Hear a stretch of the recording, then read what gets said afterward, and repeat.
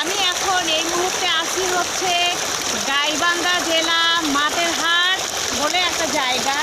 তো এখানে আমি দেখেছি প্রচুর পরিমাণ ভুট্টা, বিঘাকে সব ভুট্টা এবার করছে।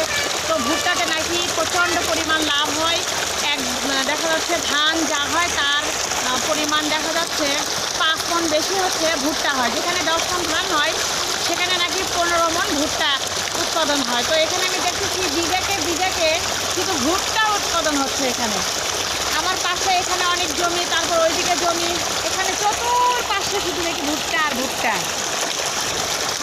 তো ভুট্টা এখনও আসলে আসে নাই। ভুট্টা যদি হতো তাহলে আমি কয়েকটা ভুট্টা আমি নিতাম। তো ভুট্টা কেবল হচ্ছে ভুট্টা। আর এখানে পানিগুলা এত সুন্দর, দেখে মনে হচ্ছে গোসল করি এই মুহূর্তে। তবে গরমের দিন হলে মনে হয় আমি এখানে গোসল করতাম। এই পানি দেখে আমাকে গোসল করতে ইচ্ছে করতেছে। ওদের পেছনে পানিগুলো